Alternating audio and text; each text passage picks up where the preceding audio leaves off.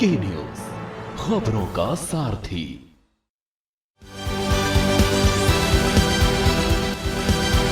वर्तमान की बात करें तो अमित भाई शाह को चाणक्य कहा जाता है, जो भारतीय जनता पार्टी को चुनाव दर चुनाव जीत दर्ज कराते आए हैं, चुनाव जीत दिलाते आए हैं। लेकिन हमारे सामने जो शख्स बैठे हैं वो एक और चाणक्य हैं। ये अलग बात है कि उनको रायबरेली का चाणक्य कहा जाता है।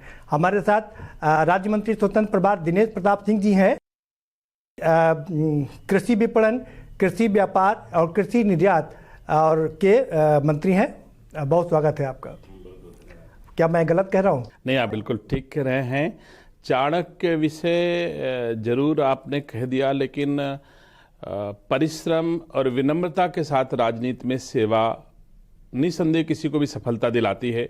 इसको कोई अपनी भाषा में चाणक्य कह देता है, कोई कुछ कह देता है, लेकिन मैं इसको मानता हूं कि हमने विनम्रता के साथ, परिश्रम के साथ रायबरेली वासियों की सेवा की है, जिसकी परिणति में लोग हमको कोई चाणक्य कह देता है, कोई और कुछ कह देता है। लेकिन इसके पीछे में मेरा तर्क यही है कि मैंने बड़ी विनम्रता के साथ रायबरेली वासियों की सेवा की है, जिसका परिणाम आज इस रूप में। आपको चाणक्य कहा जाता है ना। तो ये एक अच्छी बात है कि अमित भाई शाह के बाद में आप ही वर्तमान के चाणक्य रायबरेली के, और कहते हैं बिना आपकी इजाजत के रायबरेली की राजनीति मूव नहीं करती, घूमती नहीं है। ये सभी ईश्वर की कृपा है, रायबरेली वासियों की के आशीर्वाद का कारण हो सकता है जी। नहीं, लेकिन राजनीति की बात करें तो जिस तरह से पंचायत के चुनाव हुए और कांग्रेस का खाता भी नहीं खुला, वहां पर 18 में से 12 सीटें भारतीय जनता पार्टी जीती आपके नेतृत्व में। वहां निसंदेह मैं कह सकता हूं कि कांग्रेस पंचायत के चुनाव में जिस तरह धन का दुरुपयोग किया है, उसके बावजूद जिले का जो सबसे बड़ा पद होता है, जिला पंचायत अध्यक्ष की कुर्सी, प्रियंका गांधी चाहती थी कि यह एक पद हमको चाहे जैसे मिले, क्योंकि मैं उत्तर प्रदेश की प्रभारी बनी हूं और उसी समय जिला पंचायत अध्यक्षों का चुनाव हो रहा था। उन्होंने अपने एक कांग्रेस शासित राज्य के मुख्यमंत्री को लाके बैठा दिया रायबरेली में, और ये चीजें कही हैं कि जिस तरह से भी हो आप जिताइए।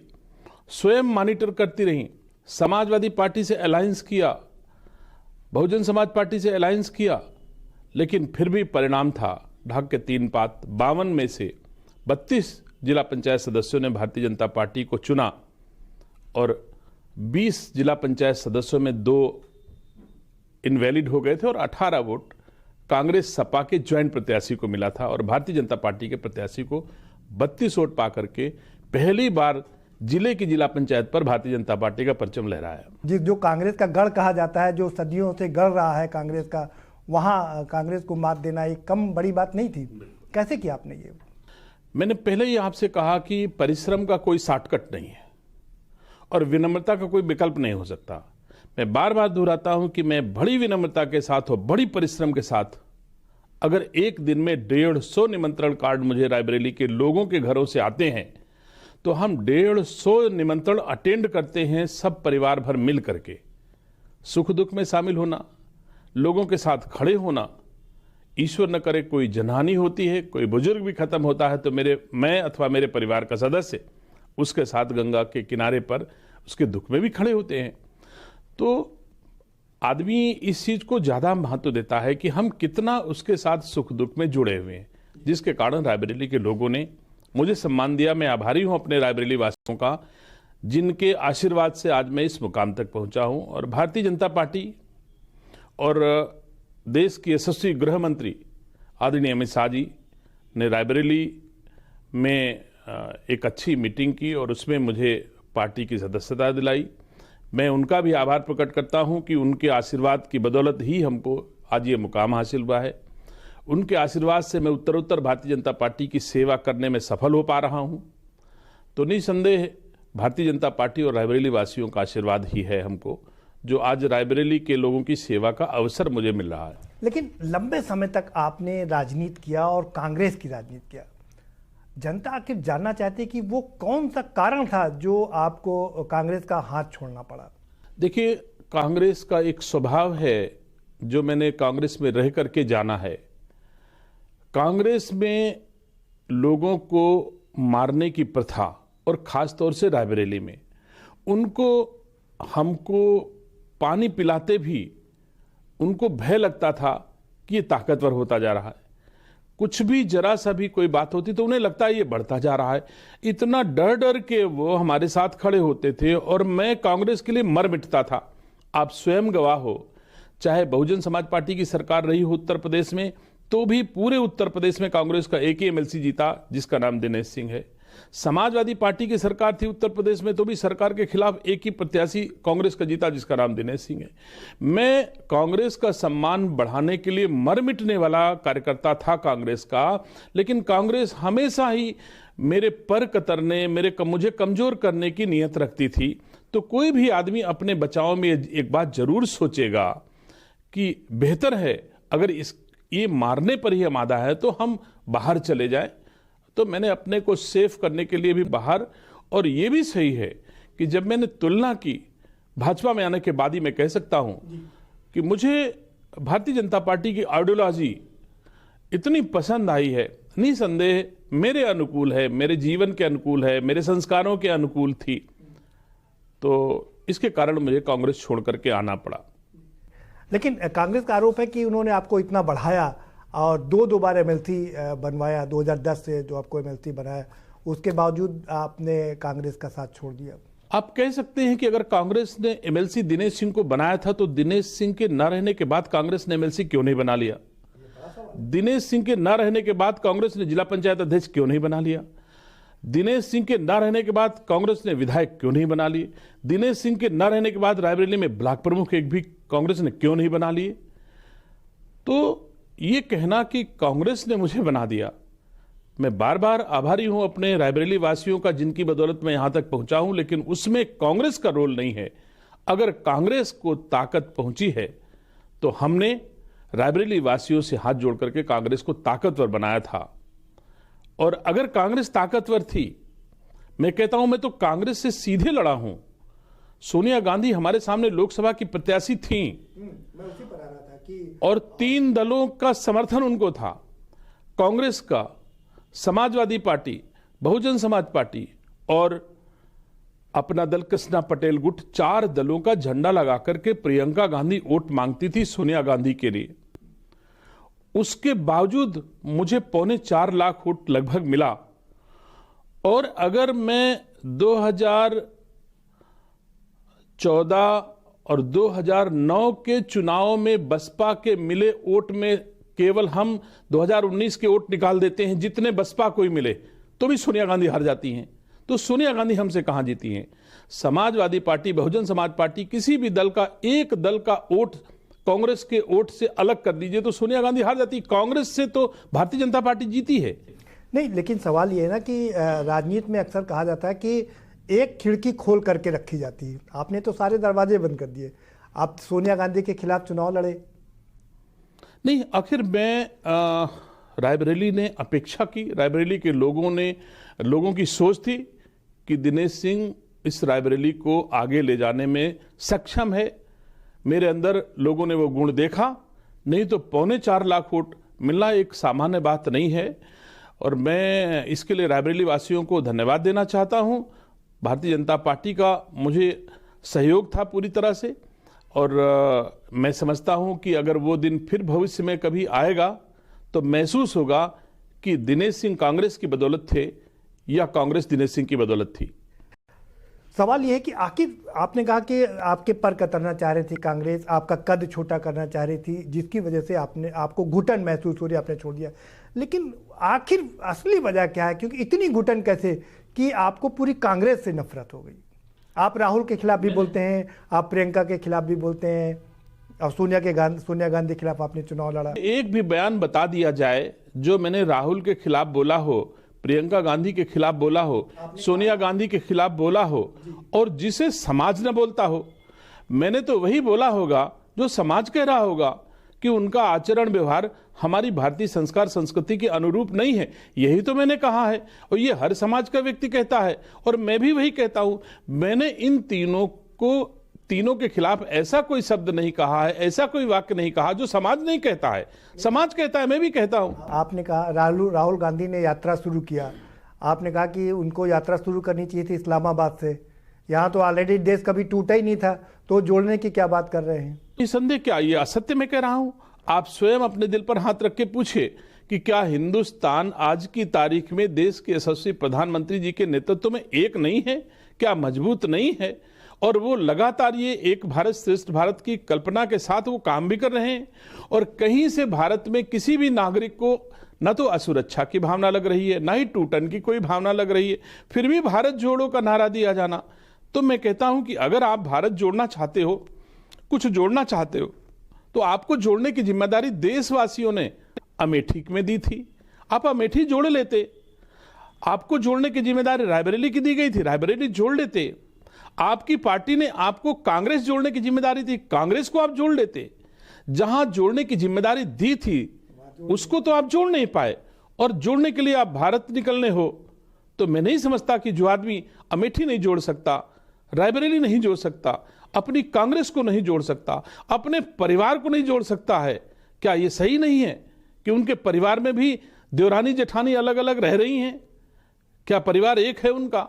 तो जहां जोड़ने की आवश्यकता है जोड़ना चाहिए। जो नहीं जोड़ सके हैं, तो देश में जब तक, मैं कह सकता हूं, इस धर्म युद्ध की लड़ाई की बागडोर जब तक हमारे मोदी जी के हाथ में है, और उस रथ पर जब तक गांडीव लेकर के हमारे अमित शाह जी खड़े हैं, तब तक उनका सामना करने की हैसियत अभी किसी की नहीं है। बात प्रियंका की करता हूं। राहुल ने प्रियंका को किस किया, आपने कहा कि ये हमारी संस्कृति में नहीं, इस तरह की किसिंग हमारी संस्कृति में नहीं है। निसंदेह मैं तब भी कह रहा हूं, आज भी कह रहा हूं, मैंने नहीं कहा, पूरे देशवासियों ने कहा कि ये संस्कृति हमारी नहीं है, भारतीय संस्कृति में इसका स्थान नहीं है। वो भी जब हम सार्वजनिक सभा के मंच पर बैठे हों, तब तो बिल्कुल ही हमारा देश इसे स्वीकार नहीं करेगा कि एक भाई बहन अपना ऐसे व्यवहार करे। ये हमारा भारत किसी दशा में स्वीकार नहीं कर सकता है जैसा उन लोगों ने किया। और मैं तो देखता हूं, उनको मंच पे बैठे हैं तो कंधे पे हाथ रख करके बैठना। मुझे बताओ, क्या ये संस्कृति है? मंच पर घर में कोई आदमी भाई बहन बैठता है, निसंदेह वो अच्छे भाई बहन हैं, मुझे खुशी है, उसमें कुछ नहीं कहना है। लेकिन ये सही है कि जो आचरण हमको सार्वजनिक करना चाहिए, व्यक्ति राजनीतिक हो जाने के बाद, सोशल सर्विस में आने के बाद, उसका अपना व्यक्तिगत मंच पे कुछ नहीं रह जाता, सब कुछ सार्वजनिक हो जाता है। तो जो भी हमको व्यवहार मंच पे करना चाहिए वो समाज के अनुसार करना चाहिए, भारतीय संस्कार संस्कृति के आधार पे करना चाहिए। जो नहीं कर रहे हैं वो सब कोई कह रहा है और मैं भी वो कह रहा हूं। आपकी मुलाकात हुई प्रियंका से, लखनऊ से दिल्ली जाते हुए हवाई जहाज पे मुलाकात हुई। एआईसीसी के राष्ट्रीय महासचिव ने कहा कि इतना आसान नहीं है अभी अमेठी जीत, अभी रायबरेली जीत पाना आपके लिए।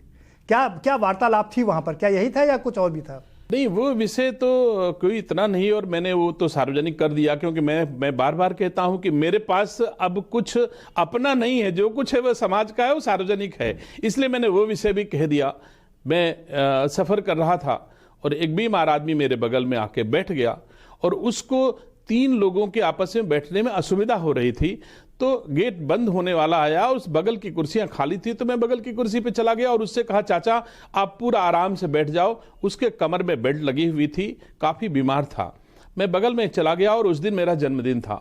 मुझे पता नहीं था कि गेट बंद होते होते भी कोई पैसेंजर आ जाएंगे, और बंद होते होते प्रियंका गांधी अंदर घुसी और वो मेरी गेट के पास खड़ी हो गई। मैं अपने जन्मदिन की बधाइयां मोबाइल पे देखने में व्यस्त था, मैं समझ नहीं पाया कौन आया, लेकिन इतने में उनकी गुर्राती हुई आवाज में उन्होंने लगभग धमकाते हुए उन्होंने बात कही कि मेरी कुर्सी इतना आसान नहीं आप ले सकते हो। तो ये विषय मैंने उनके साथ जीवन जिया था, मैंने आवाज पहचानी और मैं खड़े होकर के दोनों हाथ जोड़ करके मैंने अभिवादन किया उनका। मैंने कहा, आपकी सीट है, आप बैठिए। बोले, नहीं, आप मेरी कुर्सी लेना चाहते हो, ये कुर्सी आप नहीं ले सकते हो। तो मुझे दुख हुआ और मैंने उनको जवाब दिया कि तुम्हारी कुर्सी नहीं ले पाए हैं, लेकिन तुम्हारी कुर्सी खतरे में जरूर है, ये ख्याल रखिए कि तुम्हारी कुर्सी अब तुम्हारे पास नहीं रहेगी। ये मैंने उनसे कहा इस बात को लेकर के। तो निसंदेह विनम्रता मेरी वहां भी मैंने नहीं छोड़ा और विनम्रता के साथ उनके साथ व्यवहार किया, लेकिन उसके बावजूद उनका आचरण व्यवहार मेरे और समाज और भारतीय संस्कार संस्कृति के अनुरूप वहां भी उन्होंने नहीं किया। तो मैं समझता हूं कि उन लोगों के भीतर जो मैं कहता आया हूं कि वो पाश्चात्य सभ्यता हावी है, भारतीय संस्कार संस्कृति अभी उनको छू तक नहीं गया है, ये महसूस होता है, उनके भीतर विदेशी गुण हैं। हाँ, अब मैं उसी को आगे बढ़ा रहा हूँ। आपने यहाँ तक कह दिया कि ये आखिरी पीढ़ी है अंग्रेजों की। हाँ, निसंदेह हम कह सकते हैं कि भारतीय संस्कार संस्कृति के इतर व्यवहार करने वाला, अंग्रेजियत जैसा व्यवहार करने वाला, अंग्रेजों जैसे व्यवहार करने वाला आचरण निसंदेह अब भारत में तो नहीं रुक सकता है, भारत नहीं सह सकता है। आप बताइए, क्या आप महसूस करेंगे कि कोई अंग्रेजी में आज चाहे व्यवहार करे, जैसा कि आपने खुद कहा कि ऐसा व्यवहार राहुल जी को प्रियंका जी के साथ नहीं करना चाहिए था। समाज ने कहा, आप भी कह रहे हो, हम भी कह रहे हैं, सब कोई कह रहा, तो ऐसा जो आदमी व्यवहार करेगा उसे भारत स्वीकार नहीं करेगा किसी दशा में। क्या आपने पूरा मन बना लिया कि इस बार कांग्रेस पूरी तरीके से उत्तर प्रदेश में नेस्तनाबूद हो जाएगी? 80 से 80 सीट जिताने का वादा किया आपने। मैं 100% कह सकता हूं कि मोदी जी के नेतृत्व में और योगी आदित्यनाथ जी के उत्तर प्रदेश के नेतृत्व में मैं 80 की 80 सीटें भारतीय जनता पार्टी जीतेगी, जिसमें रायबरेली एक होगी। भारतीय जनता पार्टी से रायबरेली को जिताना मेरा पहला धर्म है, पहला कर्तव्य है। इसके लिए मैं मर मिटूंगा कि रायबरेली से कमल खिले, जो देश के यशस्वी प्रधानमंत्री आदरणीय नरेंद्र मोदी जी को फिर से प्रधानमंत्री बनाने में रायबरेली भी काम आए, जो अब तक नहीं कर पाए थे। यानी कि अमेठी के बाद अब रायबरेली की बारी है, बिल्कुल समाप्त हो जाएगी कांग्रेस यहाँ। वो तो हाथ से हाथ जोड़ो कार्य यात्रा शुरू कर रहे हैं। कौन हाथ से? हमारी संस्कृति पहले से हाथ जोड़े हुए है। हम किसी से मिलते हैं तो हाथ जोड़ करके ही प्रणाम करते हैं। हम तो पहले से हाथ जोड़े हुए हैं। तो कांग्रेस को, राहुल को, प्रियंका को हाथ से हाथ जोड़ने की आवश्यकता उनको पड़ती है जो हालो हाय करते हैं। हम तो हाथ जोड़ के विनम्रता के साथ भारतीय संस्कार संस्कृति को वाले लोग जो है वैसे भी हाथ जोड़े हुए हैं। आपने थोड़ा सा ट्विस्ट कर दिया। हाथ जोड़ने का मतलब है कि कड़ी बनाना, हाथ से हाथ की कड़ी बनाना। आपने हाथ जोड़ो का मतलब हाथ जोड़ संस्कृति जोड़ने की बात करें, जिस रूप में जोड़ना चाहते हैं वो हमारी संस्कार संस्कृति में नहीं है। हम लोग जिस रूप में हाथ जोड़ते हैं वो मैं आपके सामने कह रहा हूं कि हम लोग तो हाथ जोड़ने वाले लोग हैं। भारतीय संस्कार संस्कृति में हाथ जोड़ करके एक दूसरे का अभिवादन किया जाता है, सम्मान किया जाता है, तो हम लोग करते आए हैं। उसमें हमारी आवश्यकता राहुल जी की, प्रियंका जी की अथवा कांग्रेस की हाथ जुड़वाने में कोई आवश्यकता नहीं है। चलिए, वक्त एक ब्रेक का हो चला है, छोटा सा एक ब्रेक लेंगे और आप अपना स्क्रीन छोड़ करके कहीं ना जाइए, क्योंकि अगला सेगमेंट जो हमारा होगा उसमें हम बात करेंगे आपके विभाग की। बहुत ही महत्वपूर्ण विभाग है, किसानों से जुड़ा विभाग है। प्रधानमंत्री नरेंद्र मोदी कहते हैं कि किसानों की आय दोगुनी करना है। क्या हो रहा है आपके विभाग में और आगे की 2024 के चुनाव में कैसी रहेगी रणनीति, चर्चा जारी रखेंगे एक छोटे से ब्रेक के बाद।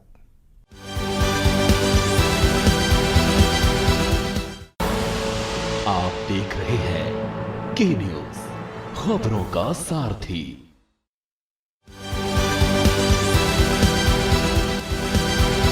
ब्रेक के बाद आपका स्वागत है और अब हम चर्चा करेंगे कि जो कृषि से रिलेटेड चीजें हैं आपके विभाग। सबसे पहले आप बता दिए आपने क्या क्या अब तक काम किए हैं जिससे आपको क्रेडिट दिया जाए कि आपने इतने काम किए हैं किसानों के लाभ के लिए।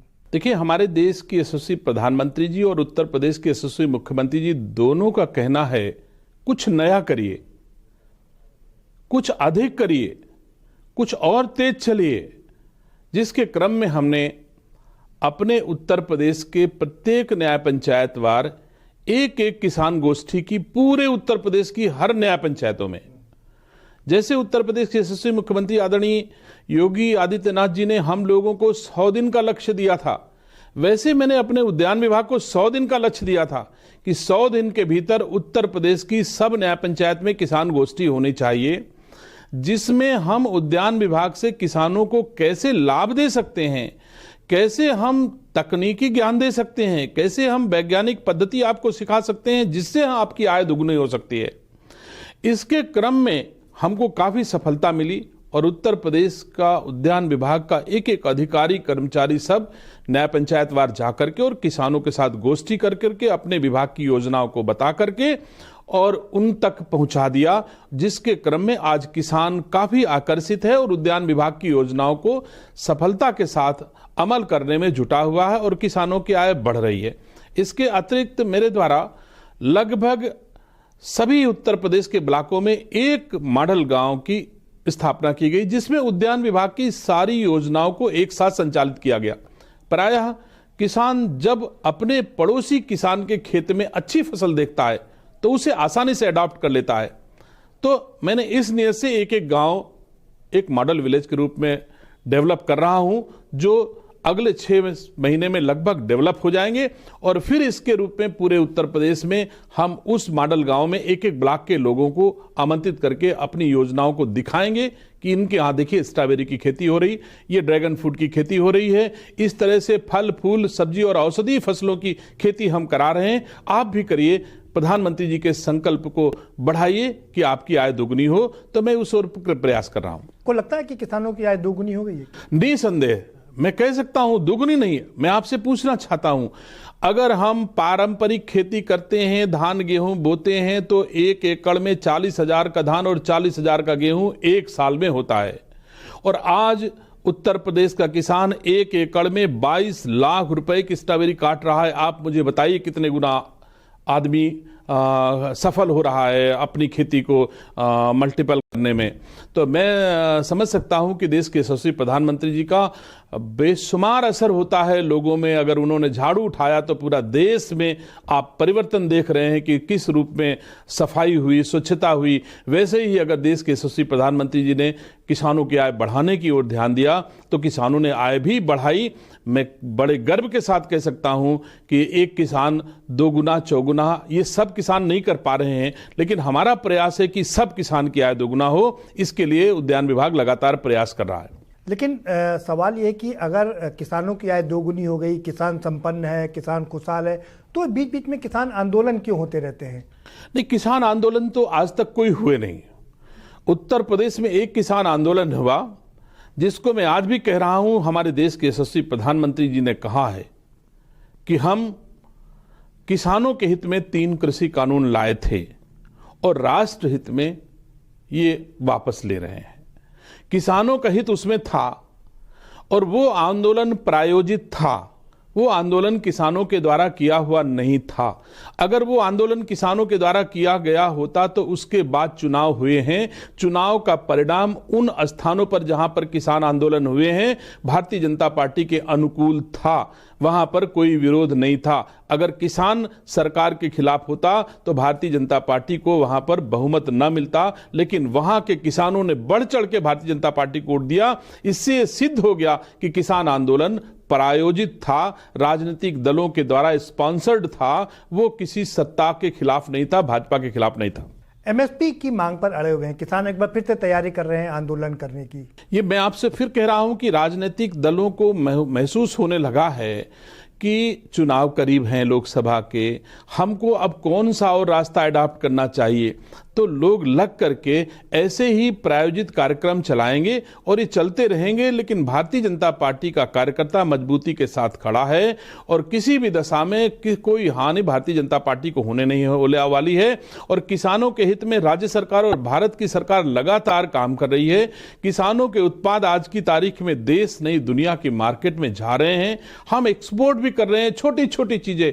हम हरी मिर्च से लेकर के टमाटर और तमाम चीजें हम लोग यहां से एक्सपोर्ट कर रहे हैं, जो नहीं हुआ करता था। आज की तारीख में बनारस से भी एक्सपोर्ट हो रहा है, लखनऊ से भी एक्सपोर्ट शुरू हो गया है।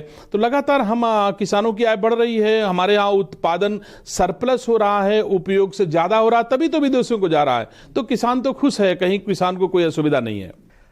सवाल ये होता है कि मुख्यमंत्री ने आपको मंडी परिषद की बैठकें बुलाने का कहा था कि आप बैठ के बुला, आपने बैठक बुलाई, बहुत शानदार बैठकें थी, लेकिन मन आपका वहाँ से उचट गया। आपने चिट्ठी लिख दिया, 3 पन्ने की चिट्ठी लिखा मुख्यमंत्री को, कहा कि इस यहाँ भ्रष्टाचार बहुत है।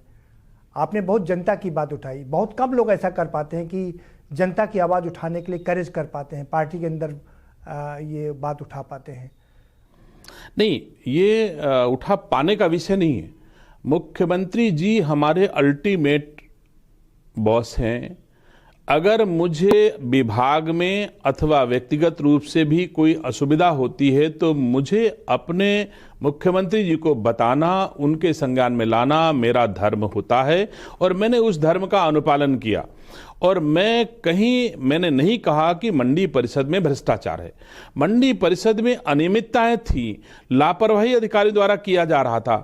तो मैंने उसको इंगित करके अवगत कराया, क्योंकि हमारे माननीय मुख्यमंत्री जी हमारे मुख्यमंत्री भी हैं और मंडी परिषद के सभापति हैं, तो उनके संज्ञान में लाना मेरा धर्म था, जो मैंने किया, और वो इस बात से सहमत थे कि आपको हमारे संज्ञान में लाना चाहिए था। लेकिन इस बात में कोई शक नहीं है, जो बातें आपने उठाई वो बहुत ही जेन्युइन बातें थी कि जो रास्ता है, जो तौल का रास्ता है, लोग वहाँ पर माप तौल का वो ठीक नहीं है, लोग बाईपास कर जाते हैं तौल की जगह न जाकर के किनारे से। ये तो चीजें तो हैं मंडी परिषद। सरकार का धर्म होता है जहां भी कहीं जिस विभाग की जिम्मेदारी जिस माननीय मंत्री को है, उस विभाग में जहां कहीं अनियमितता पाए, जहां कहीं कमी पाए, उसमें सुधार करना उस मंत्री का दायित्व होता है। और मैंने अपने मंत्री पद के दायित्वों का निर्वहन करते हुए जहां कहीं खामियां पाई, जहां जैसे उनका सुधार संभव हो सका था, मैंने किया। आज मैं गर्व से कह सकता हूं कि वो कमियां जो उस समय मंडी परिषद में थी, आज की तारीख में नहीं है, उनमें सारा सुधार हो चुका है। सीसीटीवी कैमरे हटा दिए गए थे या जो लगे हुए थे वो फंक्शन नहीं है, डिफंक्ट कर दिए गए थे, क्या वो भी ठीक? आज की तारीख में सीसीटीवी कैमरे सारे सुचारू रूप से चल रहे हैं और इसकी जानकारी हमको अनवरत वीकली दी जा रही है कि यहाँ पर सीसीटीवी कैमरे ठीक हैं। अगर कहीं खराब होते हैं तो उनको केवल 8 घंटे का अवसर दिया जाता है और 8 घंटे में सीसीटीवी कैमरे ठीक होकर के फिर से काम करने लग जाते हैं। तो आज उत्तर प्रदेश में सीसीटीवी कैमरे खराब होने की शिकायत किसी भी मंडी में नहीं है। थोड़ा इससे अलग हट के बात कर लेते हैं कि स्वामी प्रसाद मौर्य आजकल बड़े चर्चे में हैं और वो कह रहे हैं कि रामचरितमानस में जो चौपाइयाँ लिखी, कुछ चौपाइयाँ हैं वो दलितों, पिछड़ों, आदिवासियों, वंचितों, महिलाओं, इन सब के खिलाफ है। 97% लोगों के खिलाफ में है। वो कोट कर रहे हैं, ढोल कमार शूद्र पशु नारी सकल ताड़ना के अधिकारी। और बड़ी बात यह है कि अब इस पर झुकते हुए, मतलब उनके इस बात पर झुकते हुए गीता प्रेस ने 50 लाख कापियां छापी हैं नई रामचरितमानस की, जिसमें ताड़ना को शिक्षा बता दिया है। नहीं, देखिए, परिस्थिति जन्य कारणों से कविताएं लिखी जाया करती रही हैं, ग्रंथ लिखे जाया करते रहे हैं। जैसे जब हमारा देश मुगलों के अधीन था तो हमारे कवियों ने उस हिसाब से कविताओं का निर्माण किया, अंग्रेजों के अधीन था तो उसके हिसाब से कविताओं का निर्माण किया। ऐसे ही 500 साल पहले त्रेता युग में जो जो घटना घटी होगी उसके हिसाब से लोगों ने ग्रंथ लिखे। अब आज उन पर जो विवाद करना, वो भी ऐसे व्यक्ति के द्वारा, मैं नहीं समझता कि ये किसी दशा में औचित्यपूर्ण है। और उनका ये भी कहना कि मैं कभी मंदिर में नहीं गया हूं आज तक और मैं कभी मंदिर में नहीं जाऊंगा, तो क्या स्वामी प्रसाद मौर्य जी ये कह सकते हैं कि मंदिर में जाने वाले लोगों के पास भी मैं कभी नहीं जाऊंगा? इस देश में मंदिर जाने वाले लोगों की संख्या उनके हिसाब से 97% प्रभावित हैं। मेरे हिसाब से 99% लोग मंदिर जाने वाले लोग हैं। आप मंदिर कोई जाता होगा, कोई मस्जिद जाता होगा, कोई गुरुद्वारा जाता होगा, कोई गिरजाघर जाता होगा, ऐसे जाने वालों की संख्या 99% है कि नहीं? चाहे घर में मूर्ति लगा करके पूजा करता हो, चाहे मंदिर जाता हो, लेकिन 99% लोग जाते हैं। वो तो 97% की बात कर रहे हैं। तो मैं पूछना चाहता हूं कि क्या 99% लोगों के पास वोट मांगने नहीं जाएंगे? क्या 99% लोगों से रिश्ता नहीं रखेंगे? ईश्वर करे उनके परिवार में कभी दुख ना आए। लेकिन मैं कहना चाहता हूं कि अगर स्वामी प्रसाद मौर्य जी का बेटा बीमार हो जाए तो उनका मस्तिष्क सीधे भगवान श्री राम के चरणों में झुका हुआ दिखाई पड़ेगा और प्रार्थना करते हुए दिखाई पड़ेंगे। कहने की बात चाहे जो कोई कह दे, ये राजनीतिक फायदा लेने के लिए वो डॉक्टर के पास जाएंगे ऐसा कहेंगे। लेकिन मैं कह रहा हूं कि मैं उस जनपद का रहने वाला हूं जहां उन्होंने लंबा कार्यकाल जिया है। उनके परिजन आज भी वहां पर जी रहे हैं। मैंने उनको भली भांति देखा है। हर तरह के धार्मिक कार्यक्रमों का आयोजन उनके द्वारा किया जाता रहा है। कार्यक्रमों में उनकी भागीदारी की जाती रही है। सवाल ज्यादा है और समय कम है, पता ही नहीं चलता कहाँ तक समय निकल गया। क्या आप इन जो विवादास्पद चौपाइयां हैं, इन पर आपकी अपनी व्यक्तिगत राय क्या है? नहीं, मैं कह तो रहा हूं कि कहना है कि इन चौपाइयों को हटा दिया जाए, हमें धर्म ग्रंथ से कोई दिक्कत नहीं। मैं कह रहा हूं कि वो कौन होते हैं चौपाइयां हटवाने वाले? ये उनका अधिकार कैसे, कहां से मिल गया? 500 साल पहले लिखे गए ग्रंथ लगता है कि ढोल गंवार शूद्र पशु नारी ये सब ताड़ना के अधिकारी हैं, इनको पीटा जाना चाहिए। बात कौन कह रहा है? जब इसको आप समझेंगे तो आप खुद कहेंगे कि ये उचित है। हम छोटे लोग जब किसी बड़े से कोई बात कहते हैं, कोई गलती हो जाती है तो ऐसा ही कहते हैं। हम अगर कोई गलती कर बैठे और मुख्यमंत्री प्रधानमंत्री हमको डांटें तो मैं यही कहूंगा, साहब मैं छोटा था इसलिए गलती हो गई। ये हम लोग कहते हैं, हर छोटा बड़े से कहता है। मैं पूरी बात आपसे कहता हूं तभी आप समझ पाएंगे। मैं आपसे ये कह रहा हूं कि भगवान श्री राम समुद्र के किनारे खड़े हैं और समुद्र ने लंबे अरसे तक उनकी बात नहीं सुनी। उनको क्रोध आया, तब फिर जाकर के समुद्र हाथ जोड़ के खड़ा हुआ कि साहब मैं छोटा हूं, मुझसे गलती हुई। भगवान राम ने नहीं कहा कि आप ताड़ना के अधिकारी हो, समुद्र स्वयं भगवान राम से कह रहा है। ताड़ना आना तभी तो वो नहीं, वो विषय अलग हो गया। क्रोध आना अलग विषय है, नाराजगी होना अलग विषय है, लेकिन भगवान राम ने कभी नहीं कहा कि कमजोर लोगों पर कमजोर लोग ताड़ना के अधिकारी होते हैं। तो सवाल वही है कि क्या आप इस चौपाई को सही मानते हैं? 16 आने में उस चौपाई को सही मानता हूं, क्योंकि मैं उस आचरण को खुद जीता हूं। मैं आपसे कह रहा हूं कि मेरे मुख्यमंत्री, मेरे प्रधानमंत्री, मेरे अग्रज, मेरे बड़े, अगर हमसे कोई चूक हो जाए, हमसे नाराज होते हैं तो मैं हाथ जोड़ के कहता हूं कि मैं आपसे छोटा हूं, मुझसे गलती हो गई होगी। गलती मांगना अलग, ताड़ना की मतलब पीटने की। ये ताड़ना का विषय मैं कह रहा हूं कि आप उसको बार बार रिपीट कर रहे हैं। ताड़ना का विषय किसने कहा है? भगवान, अगर वो जो स्वामी प्रसाद मौर्य जी कह रहे हैं कि ये सब छोटे लोग ताड़ना के अधिकारी हैं, ऐसा उसमें कहा गया है, जबकि वो विनती कर रहा है समुद्र भगवान श्री राम से और गलती मान रहा है और वो कह रहा है कि साहब आप जो चाहें वो विषय है। तो ऐसा कुछ मेरे हिसाब से उसमें रामायण में कुछ गलत नहीं कहा गया। मैं 16 आने उससे सहमत हूं और वो हमारे सबके लिए बहुत प्रासंगिक है रामायण। आप आगे बढ़ लेते हैं। आप बेंगलोर गए थे अभी, केशव प्रसाद मौर्य जी के साथ में GIS की बैठक की थी, कितना इन्वेस्टमेंट आया? बेंगलोर में 30,000 करोड़ रुपए के LOI हम लोगों ने साइन किए हैं और मैंने उत्साह देखा है। मैंने कार्यक्रमों में लोगों के वक्तव्य सुने हैं। मैं सौभाग्यशाली हूं कि ऐसे उत्तर प्रदेश सरकार में मैं मंत्री हूं जिस उत्तर प्रदेश सरकार के मुख्यमंत्री को कर्नाटक की भूमि में उनकी लोकप्रियता है और वहां पर लोग कहते हैं कि हम लोग काम भी करना चाहते हैं, माननीय मुख्यमंत्री उत्तर प्रदेश को देखना भी चाहते हैं, सुनना भी चाहते हैं, उनके संपर्क में रहना भी चाहता हूं। ऐसे उत्तर प्रदेश में जहां पर माननीय मुख्यमंत्री जी इस तरह से वातावरण को अनुकूल बनाया, लोगों के, इन्वेस्टर्स के अनुकूल बनाया, यहां पर भय मुक्त समाज की स्थापना की, वातावरण की स्थापना की, तो ऐसा हम लोगों ने कर्नाटक में सुना। तो निसंदेह मैं तो एक छोटा हिस्सा था कर्नाटक का, लोग पूरी दुनिया में गए हैं, उत्तर प्रदेश सरकार के मंत्री पूरे देश में गए हैं और सब जगह से इतना इन्वेस्टमेंट होना अलग विषय है। किस तरह का वातावरण बना है पूरी दुनिया में आज की तारीख में उत्तर प्रदेश का कि साहब इन्वेस्टमेंट करने के लिए हम लोगों के पास जा करके कम से कम हम अपने दायित्वों के निर्वहन के क्रम में इस स्तर तक जा तो रहे हैं। उत्तर प्रदेश वासियों ने जिस रूप में माननीय मुख्यमंत्री जी से अपेक्षा की, उत्तर प्रदेश सरकार से अपेक्षा की कि कैसे भी उत्तर प्रदेश को खुशहाल बनाना है, तो इस उद्देश्य से उत्तर प्रदेश सरकार आज की तारीख में दुनिया भर में जाकर के उत्तर प्रदेश वासियों के भले के लिए काम तो कर रही है, प्रयास तो करते हुए दिखाई दे रही है उत्तर प्रदेश सरकार। आपको क्या लगता है कि जो टारगेट रखा गया 17 लाख करोड़ कोई छोटी रकम नहीं होती, बड़ी रकम है, अपने बजट से 3 गुने से ज्यादा का रकम है। लेकिन मैं कह सकता हूं कि उपाय भी बहुत बड़ा किया गया है। अगर लक्ष्य भी बड़ा है तो उस स्तर का उपाय भी उत्तर प्रदेश सरकार ने किया है, जो उत्तर प्रदेश के इतिहास में आज तक किसी सरकार ने इस स्तर का उपाय नहीं किया, जिस स्तर का उपाय आदरणीय योगी आदित्यनाथ जी के संरक्षण में पूरी उत्तर प्रदेश सरकार कर रही है।